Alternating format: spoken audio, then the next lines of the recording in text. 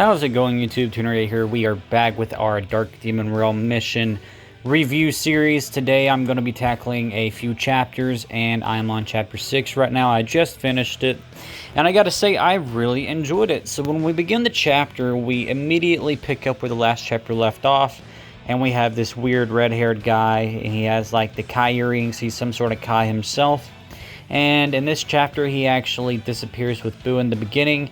Boo does some sort of crazy attack, and then the Supreme Kai Time is watching, and she's like, they're gone! And so then we cut to the Mikhail Shins, and it looks like his name is Mechikabura, and he's beginning a test with Turles and some sort of dark Dragon Ball. And he's directly talking to the Dragon Ball that's inside Turles. He's less concerned about Turles, more concerned about the Dragon Ball. And he tells his minion to go test the power of his Dark Dragon Ball, and he calls his minion the Dark Masked King. I have an idea who the Dark Masked King may be, but I won't say it because if it is, then, you know what, I am going to say it. It's probably King Vegeta, just based off like the mask and the hairline on the mask and stuff. I just feel like that's probably King Vegeta, just based off of the Timebreaker Bardock stuff that I already know about. Anyway, the evil Turles with the Dragon Ball is putting up a pretty good fight.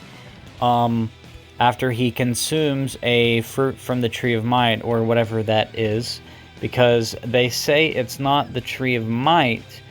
Well, actually, they don't say it's not the Tree of Might. He says, is it that ball? But he only gets his power up after eating the fruit. So I'm not entirely sure what they're trying to hint at there, if it's the fruit or the Dragon Ball that powered him up. I think it's probably hinting at it being the Dragon Ball, probably furthering his corruption. And then Mechikabura says, Salsa, I leave this to you. So he wants Salsa to pick up where the Dark Master King left off with Turles. But Turles is putting up a pretty good fight, and he pretty much whoops Salsa. And then Salsa says he's pretty much on the same level as us demon gods. And then Turles goes for Mechikabura, and then Mechikabura easily annihilates him. And he says that with all the 7 Dragon Balls, his power can be completely restored. And then he goes ahead and says, we gather some good data on how much dark power to put in our Dark Masked King. So it looks like he's planning to power the Dark Masked King. And we actually get a pretty good panel of Salsa saying, this is the first time I felt it up close. So this is the power of the ruler of the Demon Realm. That was pretty cool. It was like one of those cool threatening moments.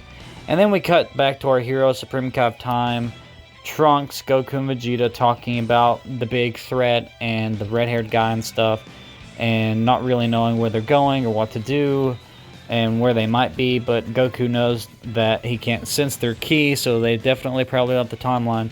And then we see the red-haired guy pop back up, and then Trunks goes to attack him, but Supreme Kai of Time says, wait. And then the red-haired guy pretty much says, scheming, nothing in particular, because they're talking about, what are you scheming? And he's like, nothing in particular, that's all. Having you all along would be simply convenient. I neither need nor care for your trust. However, we may want to hurry. Hell is currently falling into ruin. So it looks like he may be a good guy, one of those edgy good guys that don't necessarily want to reach out for help. Like, he doesn't need your help, but he'd appreciate it, you know, so I think this was a pretty good chapter, and I can't wait to see where it goes next. I pretty much like this chapter, and the setup making Mechikabura so threatening was good. I just read chapter 7, and I gotta say we're off to a good start with this chapter, because geez, buddy, it was awesome. So, Supreme Kai of Time is like, I gotta go and heal Goku and Vegeta, and then after I heal them up, the new guy that we just met, Goku and Vegeta, are going to go off and try to handle this situation. Trunks, you're going to go with me back to the Time Nest. Then we cut to this new character, along with Towa. This new character, I think his name is the Grim Reaper. I think his name is Shroom, also known as the Grim Reaper. And they are in they are in hell, okay. And they're fighting against Janemba, who has a Dragon Ball inside of him. And pretty much, I'm not sure exactly all of the Shroom character's abilities, but he pretty much just slices Janemba in half And then Janemba comes back as he does, and he's super powerful at that point. And he just gets sliced in half again, pretty much by Shroom. And then the Dragon Ball falls to the floor, so Janemba pretty much got rolled.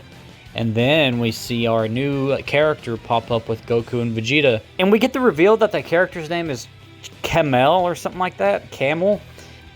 Maybe it's Caramel. I'm not sure. And like the translation just says Camel. But anyway, we find out that he's actually like a demon god or something. But he's actually going to fight against the demon gods. So we get a pretty cool battle. It's pretty epic. And it actually looks like the Dragon Ball gets scooped up by Boo, who is still a formidable threat from the recent chapters that we already read. And so he gets even more powerful. He's got a new form, but it's cloaked in darkness. You can't see it. And he teleports away through a time rift. And pretty much Goku and Vegeta are struggling because they had some of their energy reaped by the freaking guy, Shroom, the Grim Reaper guy. So they're like, it's time for us to fuse. And then Vegeta's like, oh, I don't want to fuse. Goku's like, come on, Vegeta. And then Caramel says, fuse or don't fuse, just hurry up and deal with him, otherwise you're useless. Vegeta's like, useless? Alright, I'll do it. So Vegeta doesn't want to be seen as useless, so that's when he fuses, and we get Gogeta looking pretty sick. And then the last page is Supreme Kai of Time, teasing that she has one more person that she's going to call in to help us. It's either going to be Goten or Gohan. Maybe it's Goten, and that's why she needed Trunks, and maybe we're going to get Goten. I don't know. That's just a guess. Anyway, I did like this chapter, and I'm very excited to see the next chapter. I just read Chapter 8, and I was completely blindsided by Gohan actually being the one to appear. I was kind of expecting it to be Goten, but we actually got Gohan, which is equally as cool, if not cooler, because of his relationship to future Trunks. But this is not the future Gohan that Trunks is familiar with. This is still just, it looks to be just a generalized version of the modern continuity Gohan. I can't remember if this was released after DBS. I think it would have been, right? But anyway, this is not future Gohan. This is just Gohan, which is cool anyway. They still kind of have a connection. And they're going after this Dark Dragon Ball when Lord Slug shows up, and he's even more powerful than usual, of course. And he's got one of those Dark Dragon Balls in him. So Gohan's like, leave this up to me, and he whistles, which was a cool callback to the Lord Slug movie, and that weakens him. And then boom, all these time portals show up, and we actually get Majin Buu, the Kid Buu, and he's got Janemba's like power absorbed too, so he kind of looks like a Janemba Buu. Pretty cool. And then Toa shows up, and she's like, I need those Dragon Balls and my brother Deborah. And then we actually get Shmel. Apparently, I looked it up, and it says it's pronounced Shmel. But I'm going to say Shamel. I mean, I don't know. I don't know how to make it sound cool. Caramel, Camel, Shamel. Anyway, he shows up, and he's like, I guess I'll help you guys out. And then we actually see Toa do some magic to the already more powerful Lord Slug. And we get some really freaking cool art. Just absolutely really cool art of Lord Slug. And he's huge, and he's just basically annihilating all of them. And Toa comments that her efforts to study and improve upon Putine's power to control darkness paid off. Now the odds are in her favor. She's going to tend to Deborah and the Dragon Balls. And so to make a long story short, we actually see Gohan and Trunks decide to fuse, of course. Even Shmel, I'm just going to call him Shmel. Shmel, which might be a pun on smell. Shmel says they're going to fuse too, and then Gohan and Trunks fuse and make future Gohanks. Pretty cool. We get Xeno Gohanks there. He looks really cool. And he is fighting Lord Slug, putting up quite a fight. But he says he's too big, he's not taking any damage. And then we actually see the other god, and it's hard to keep all these in order because I'm reading these pretty quickly. So he actually shows up to fight and help Toa against this Kid Buu adversary. And, oh yeah, his name is Sasa. And so Sasa's like, let me beat this guy, okay? Because I was dishonored in front of Lord Mechikabura, and I can't stand things like this. So he actually ends up beating Buu with a Trick of Tornado attack. And we actually get Deborah and the Dragon Balls. The, what's his name? Shmel kind of goes for the Dragon Ball, trying to get it. And then Toa takes it in the last minute and says, too bad. And then we actually see them saying, Lord Mechikabura, we've received report from Toa and Salsa Squad. They've retrieved the Dabura and 3 Dragon Balls and are returning home. Mechikabura's all like, I see, things have turned out quite well. Tell Toa to see me when she returns. And now he says he'd like to try, prior to his revival, brainwashing one who has a Dark Dragon Ball. And we actually see what looks to be Broly in chains. That is going to be a pretty epic story, if I do say so myself. I'm pretty excited to see where the story is headed. I really enjoyed this chapter. It was a pretty good chapter, all things considered. Lots of fun action. The Gohan stuff, it's like, okay, you're getting the heroes. I mean, we've had like 3 fusions so far. And I feel like they're kind of overdoing it a little bit, but it's heroes, so what are you going to do? But overall, I did enjoy the ride. Chapter 9 was definitely an interesting one, definitely more focused on the action, but I think it was a lot of fun. Definitely what I like most about Dragon Ball Heroes is when it gives you your fan service, it feels extremely hype, especially with how good the action is. And so we start the chapter off with Gogeta fighting Shroom, when all of a sudden Shroom is ordered to go back, but he can't open his own time portal, so they open it for him. And then Gogeta defuses. Vegeta stays behind to fight Shroom. Shroom's like, oh, I'm going to be in trouble for this. Goku goes ahead in the time portal, and we actually see that after he gets there, it looks like in the Dark Demon realm, Broly is putting up quite a fight against all the demons. He is not like he's not like focusing on any one person. He's just attacking everybody. And so even Paragus tries to get a hold of him after he's ordered to by Toa, and Paragus just gets sent to another dimension. And so Mechikabura tells the Dark Masked King to go after him, just to find him and bring him back. And then Mechikabura is just here to enjoy the show. Toa ends up getting wrecked and she powers down. And then somehow Mira shows up. Even the other characters even comment like, what is going on? She met another Mira? Like, what is this? And so they don't exactly explain how Mira's back. They're saying maybe she made another Mira. And then Mira and Toa fuse to make that cool fused Mira-Toa form that kind of has Super Saiyan 4 for some reason. And it's like super hairy. And then Goku's like, you know what, I'm going to go Super Saiyan 4, even though the Supreme Kai Time told me not to because of the impact it'll have on time. Because I want to go all out. So we pretty much have a 3-way brawl between Super Saiyan 4, Xeno Goku, Xeno Broly, who I forgot to mention is in Super Saiyan 4 as well, along with the fused Toa and Mira form. And we actually see Toa come out on top. The Dragon Ball falls out of Broly's chest. And then Toa grabs the Dragon Ball with the match being over. Toa is holding... I mean, Mira... I used to always get mixed up Mira and Toa's names because I feel like Toa is a more masculine name and Mira is a more feminine name. But anyway, Mira is holding Toa's body, who I'm sure she's fine, and the Dragon Ball. So... I really like this chapter. It was definitely more focused on the action, and I gotta say, this was very hype. I really enjoyed this chapter. Definitely more action-oriented, but the action was great, and yeah, I just really liked it, and I'm very excited to see where we go next. Chapter 10 was actually a surprise. I didn't expect an entire chapter focusing on Bardock, King Vegeta, and Paragus. Oh yeah, the mysterious masked king guy was obviously King Vegeta. But one thing that I didn't expect was a full chapter focused on a conflict between them. So yeah, Paragus, he pretty much gets rolled by King Vegeta, nothing major there. But he feels happy that he had a hand to play in getting their revenge. And King Vegeta wanted to ally himself with the bad guys for a big power-up.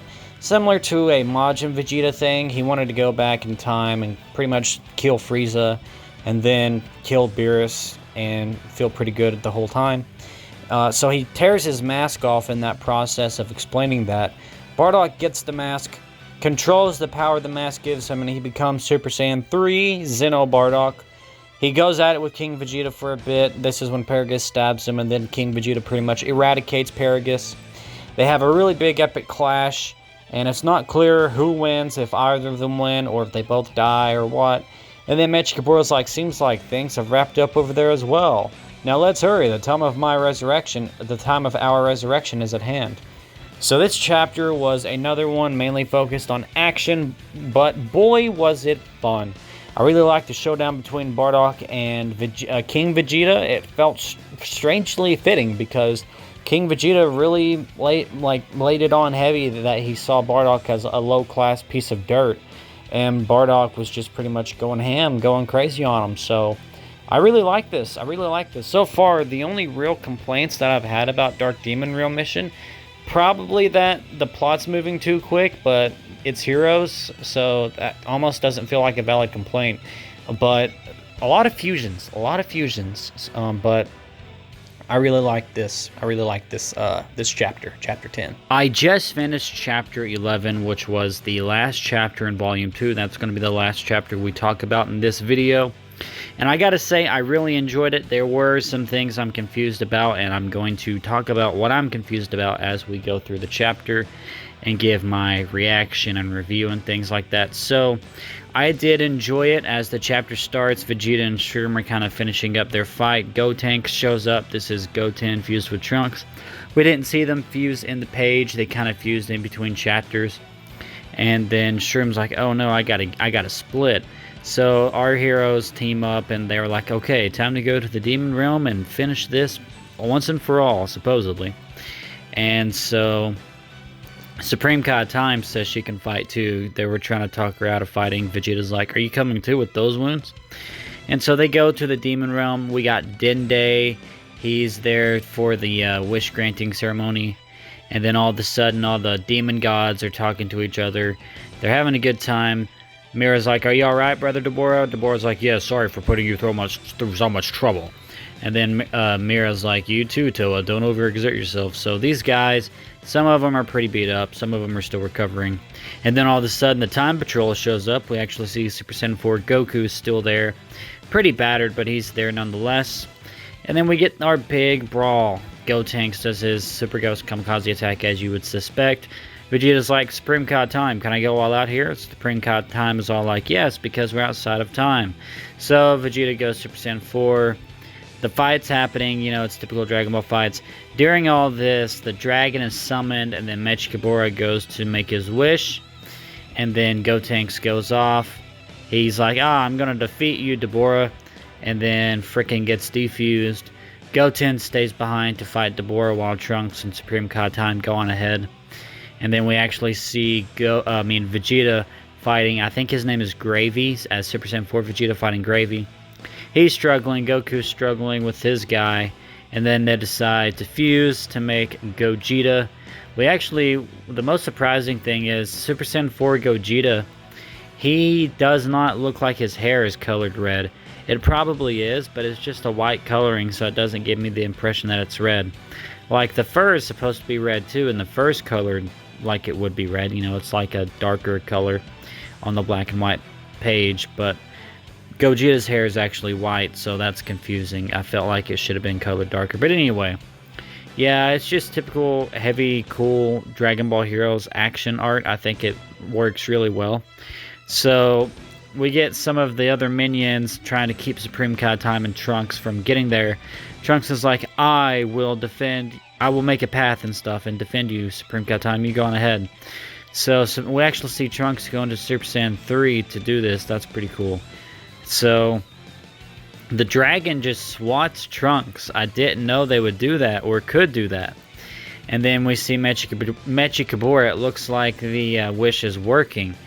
And he says that it's too late. And Supreme Kai Time is like, don't count on it. I've been saving my power for you, personally. Then she goes, Time Labyrinth.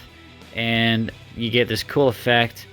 And she says, wander with me forever outside of the flow of time, the Dark Demon Realm. And the dragon says, your wish has been granted. And then Mechikabura says, you planned this, didn't you, Kaishin of Time? Darn you. And then Mechikabura looks really cool from what we can tell. Like, this art looks amazing. Really good. But I'm not sure how she beat him. I don't understand. Did she just, like, freeze him in that state for eternity? Like, I don't get it. And then she says, Trunks, take care of Toki Toki, okay? And then they get whisked back to the time nest. So I'm assuming what happened was she probably just locked them all in like some sort of stasis, including her own self, and sent everybody else back. But that's not all. Trunks has time crystals. Oh yeah, and Trunks is looking at the scrolls, and the Dark Demon Realm has disappeared. So I'm assuming that's what she did, was she effectively got rid of them. And then we cut back to Chmel. I really don't know how to say his name. And I forgot to say, like, he kind of left the battle. He helped them defeat Mechikabura, which he wanted to do. He couldn't steal the Dragon Balls, but that's okay. He returns to Demigra. That was so surprising. When I played Xenoverse back on PlayStation, Xbox 360, I really liked Demigra as a character. I thought he was really cool. So it's nice to get more of him here. So there's some sort of relation between Chmel and Demigra. And then Trunks has time crystals, which were a gift from the Supreme Kai of Time to send all the heroes back. But they're like, no, we're going to help you see this through, Trunks. So Trunks is like, everyone, thank you. Please wait for us, Supreme Kai of Time. We're going to save you. The Time Patrol will. So that's pretty much the chapter in a nutshell. I just realized I explained it for like 5 minutes and 30 seconds. But it was really a really good arc, this arc was, Volume 2. I would say it was pretty solid. Of course, there are some issues that... And whenever I say it's heroes, I don't mean like I'm excusing it like it's okay. I'm just saying like it's expected. And I'm still going to hold it against it, but I'm not asking for more. Does that make sense? So, right away, my biggest gripe was the overuse of fusions. Like, I get it, fusions make sense, but a lot of them are just done to get the fusion on the page, and then, like, not enough is done with it, or it doesn't feel earned or something like that. And then all the Demon God characters, I think most of them were pretty cool. I think a couple of them have an underwhelming design like Gravy. But I do think, like the Grim Reaper guy, I forgot his name. I think it was Shroom. I think he looked cool. And I think he had a cool personality, very fun character. So I think the demon characters were pretty cool. I think they're called like I don't think they were all Mikhail Shin characters, but they were pretty cool. Deborah, not enough was done with him, but again, maybe Volume 3, I'll get more with Deborah. So yeah, overall, I think this was a pretty good volume. I'd probably give it a 7 out of 10. 7.5 out of 10. I liked it. And I'm falling in love with heroes, you know. I'm falling in love with the characters, and I'm finally starting to, I think, I'm not completely sold on it yet, but I think I'm finally starting to understand what's so good about heroes. So, yeah, I really enjoyed Volume 2, and that's my review. Pretty good stuff. I liked it. Make sure to like, comment, and subscribe on the video, and I will see you in the next one. Peace off.